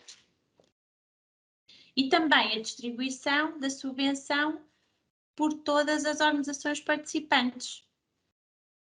E aqui também vos dá ideia de, para cada work package, qual é, digamos, a distribuição de acordo com aquilo que escreveram antes e que vos vai dar aqui a noção do Project Lump Sum no seu total, e isto é obrigatório o seu preenchimento. Ao nível do impacto, já vos falei neste critério de atribuição. How are you going to assess if the project objectives have been achieved? Portanto, como é que vão avaliar se os objetivos do projeto estão a ser alcançados? Em termos de sustentabilidade do projeto, como é que será a participação no projeto depois de encerrar o período contratual, se pretendem continuar a usar os resultados do projeto após o seu fim, outros impactos mais a longo prazo, se pretendem envolver outras organizações, os impactos a níveis locais, regionais, nacionais, europeus e como é que eles vão beneficiar deste projeto e explicar como. Para isto há assim uma série de caracteres que vêm do vosso lado direito, 3.000 caracteres para cada uma destas secções. E descrever os planos para partilhar estes resultados, como é que pretendem partilhar estes resultados nas vossas comunidades e outros públicos mais alargados. mal comparando, eu sei que, e não é incorreto dizer isto, nem terem como experiência, até quem já tem, as tais rúbricas que eram financiadas na 202 e na 220 em 2021, que, ao fim e ao cabo, estão aqui intrinsecamente refletidas. A gestão do projeto, as TPMs, não é? As Project...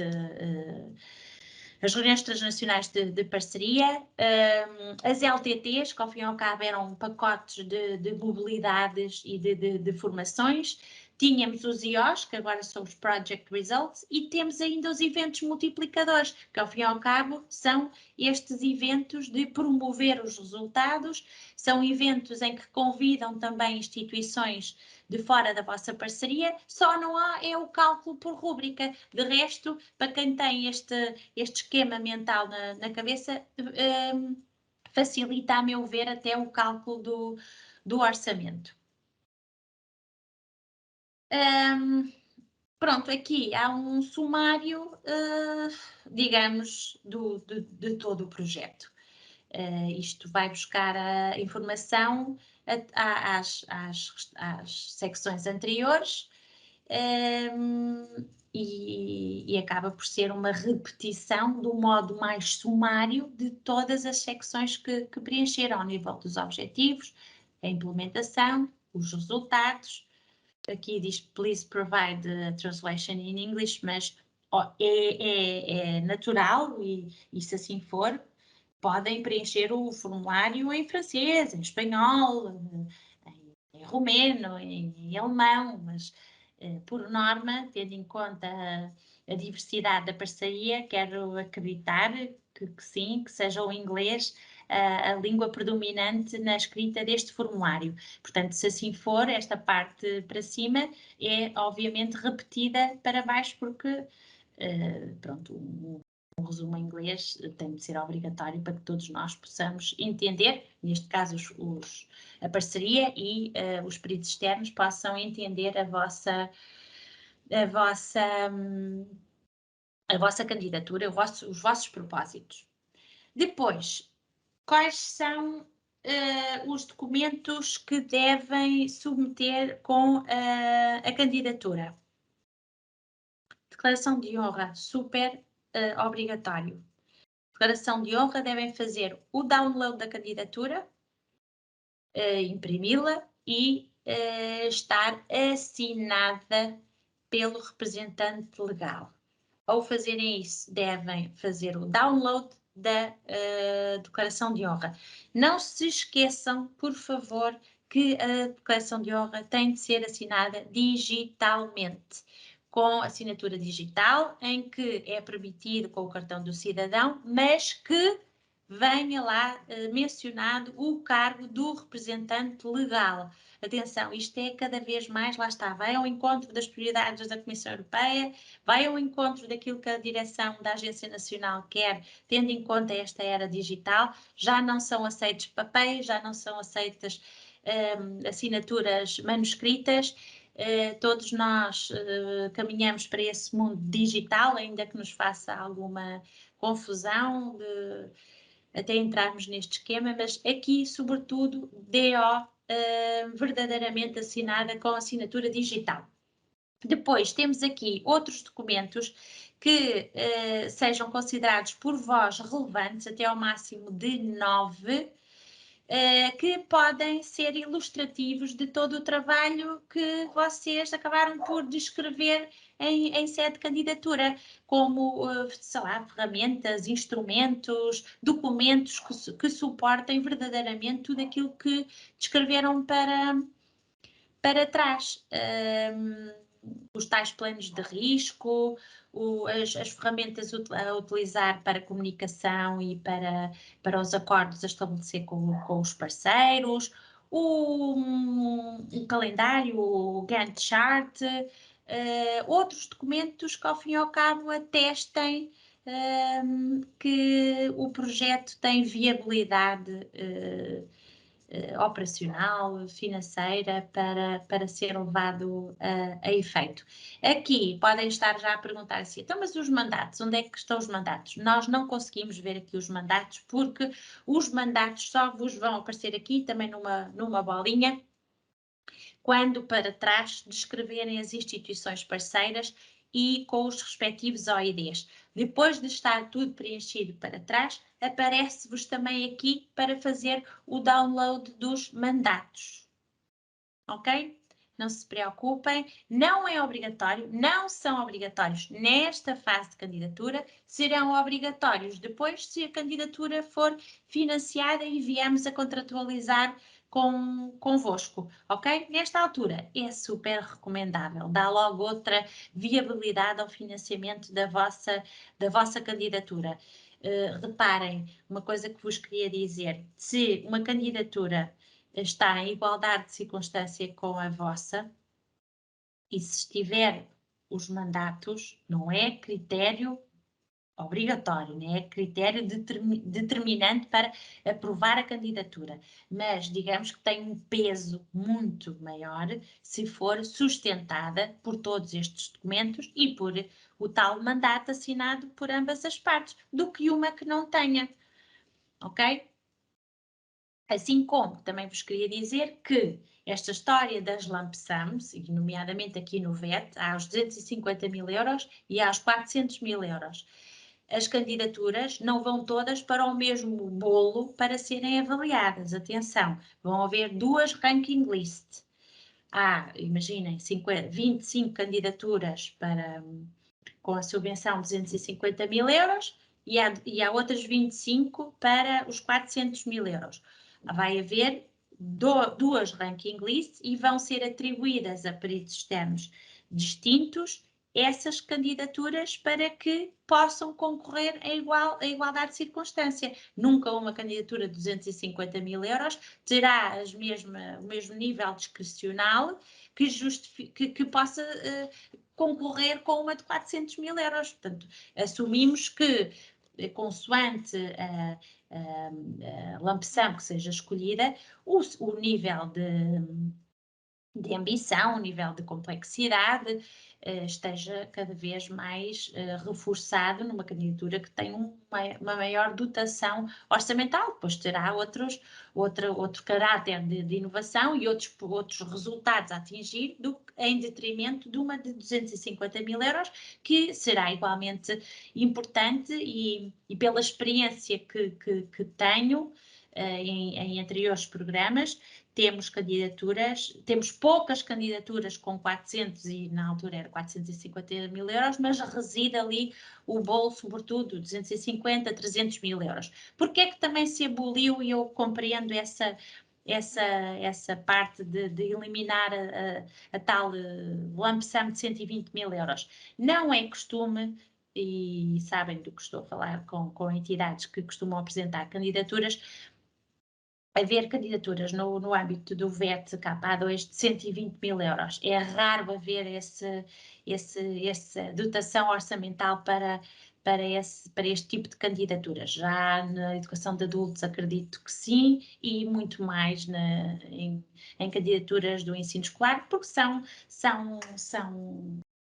digamos, ambições diferentes, são projetos com uma complexidade muito menor e, portanto, acredito que a Comissão Europeia, em conjunto com a opinião das agências, e nós, na nossa Agência Nacional Portuguesa, de facto, no VET não têm vindo a ser aprovados projetos com 120 mil euros. Quanto muito lembro-me de candidaturas com 170 mil, 190 mil, acredito que sim. Portanto, de facto, foi uma opção da direção da Agência Nacional aprovarmos essas duas candidaturas. Checklist. Quando preencherem a candidatura, há aqui uma pequena ajuda. Para além de, eu aconselho é que deem a candidatura a um colega do trabalho, a um outro superior, a um outro colega, e que deem a candidatura para que ele leia todas as secções e e ele que vos faça perguntas e talvez sirva para vocês perceberem, ok, tens razão, estás-me a fazer esta pergunta e de facto a resposta não está em candidatura e pensávamos que estava, mas vamos lá colocar, porque de facto não te foi perceptível, se não te foi perceptível, se calhar aos peritos externos, muito menos. E depois há esta checklist que vos ajuda, digamos, a cumprir com esses critérios. Se foi preenchido todos os critérios, se cumpriram com todos os critérios de elegibilidade definidos no guia, se todos os campos do formulário de candidatura estão completados, estão completos, e se escolheram a agência nacional correta, não se esqueçam, PT01, eu julgo que esteja assim, se não é a Agência Nacional de Educação e Formação de Portugal, e são só 3, este checklist. Aliás, não vos deixa ir para a frente, não se esqueçam, se todas as cruzinhas vermelhas passarem a ticos verdes. Pronto, e também há aqui uma possibilidade, tal como já vos tinha dito, e isto é inovador, desde 2021, salvo erro, esta possibilidade que tem em formato de candidatura desta secção de sharing. Portanto, dá a possibilidade de partilhar a candidatura com os restantes parceiros e com terceiros, ou inserir o contacto do mail. Aliás, tem aqui a caixa azul, diz share with a new person, share with an associated person, ou share with a contact from my list. Portanto, é darem a outra pessoa para que possa partilhar, e normalmente partilha-se com os parceiros para que eles também consigam aceder à candidatura. No entanto, não se esqueçam disto, isto é mesmo verídico. Quanto mais pessoas mexerem, mais risco há também de haver aqui alguma hipótese de um acrescentar uma coisa, outro acrescentar outra, e depois o outro não sabia que tinha acrescentado, depois elimina, depois o outro não sabe. Enfim, aquilo que vos aconselho é concentrem de facto numa ou outra pessoa, mas tenham cuidado especialmente nas possibilidades que dão, chama-se permissões que dão a essas pessoas, porque pode ser só de leitura, pode ser de leitura e de escrita, ou seja, de edição, e também a possibilidade de lerem, escreverem e submeterem a candidatura.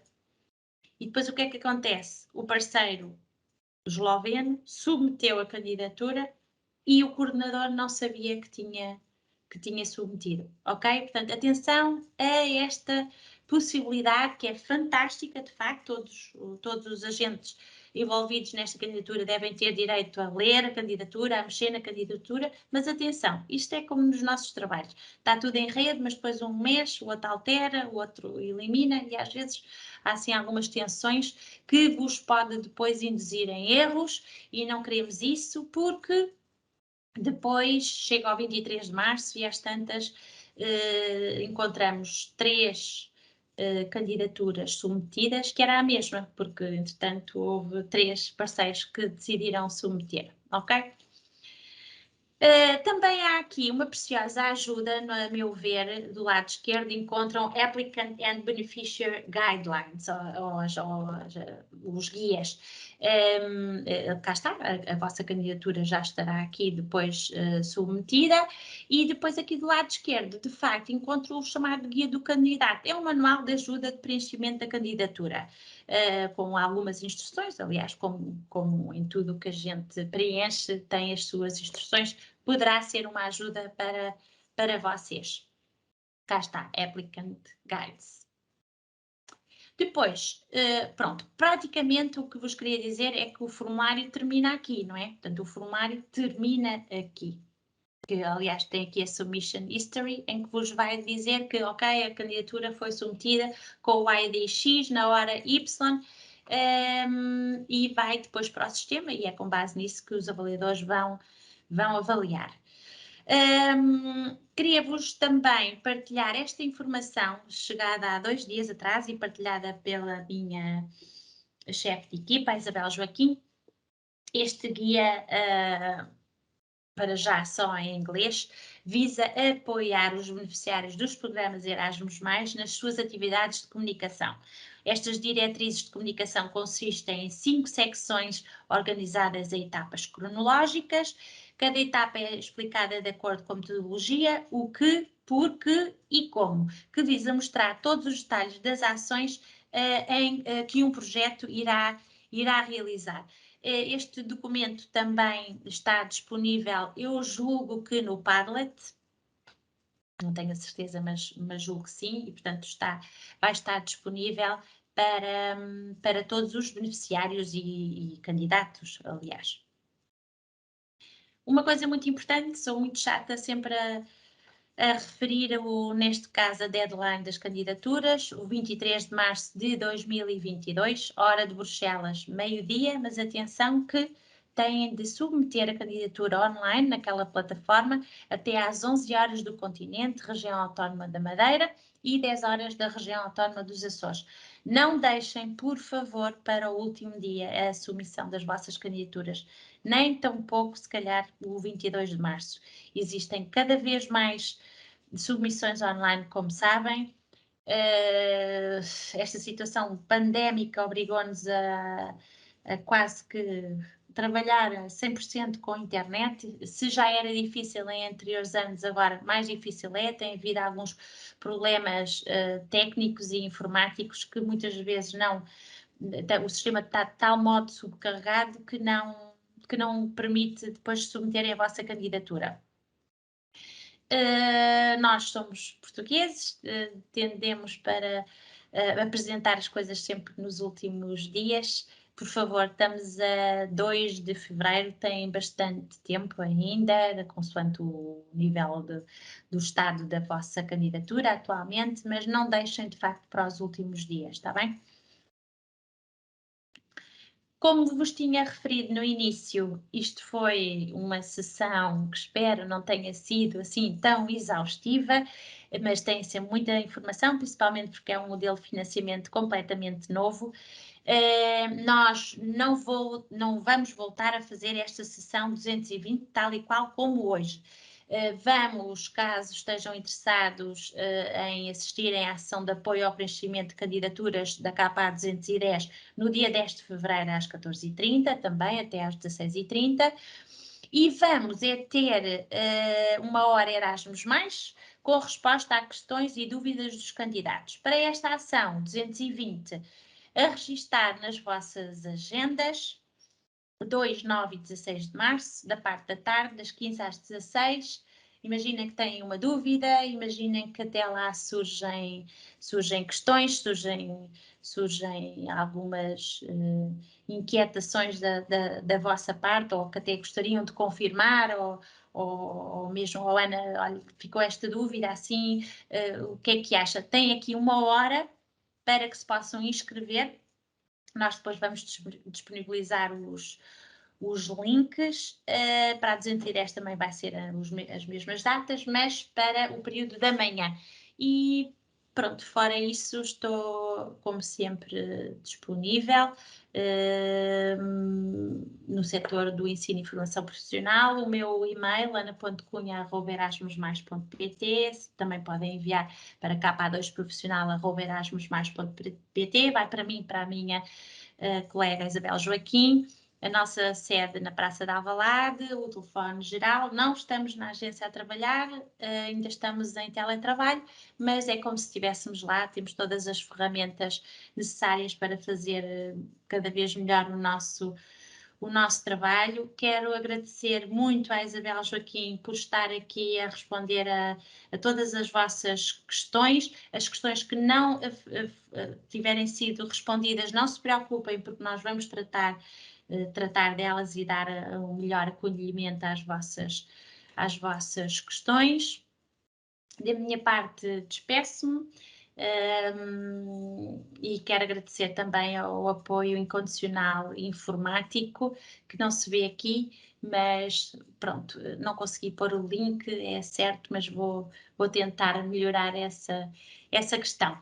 Não se vão embora sem antes verem 2 QR Codes, que um atesta como estiveram aqui presentes e, de certo modo, constitui um certificado de participação neste evento. Espero que os QR Codes estejam a funcionar.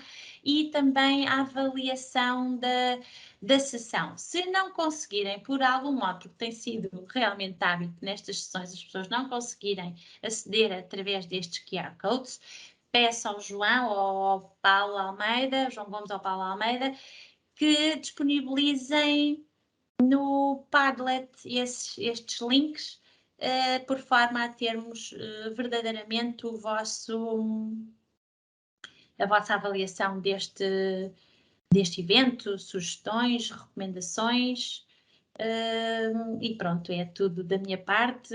Resta-me agradecer a vossa paciência em me estarem a ouvir. Espero que tenha sido o mais clara possível. Não é fácil estar aqui sem ter qualquer feedback, mas pronto, é o que temos e espero muito sinceramente encontrar-nos numa outra oportunidade.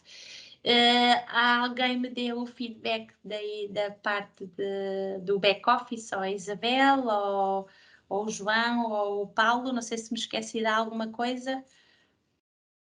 Olá, Ana, para já não. Obrigada. Temos aqui algumas questões que vamos responder, como disseste, no Padlet, que fica sempre disponível, portanto, toda a gente pode aceder ao Padlet, mesmo que não estejamos em sessão, desde que tenha o link, e, portanto, daremos aqui as respostas que ainda estão em falta, e se houver quaisquer outras questões, como já disseste bem, estaremos disponíveis e, portanto, através dos contactos que já forneceste também. Obrigada. Obrigada também. Boa tarde, então.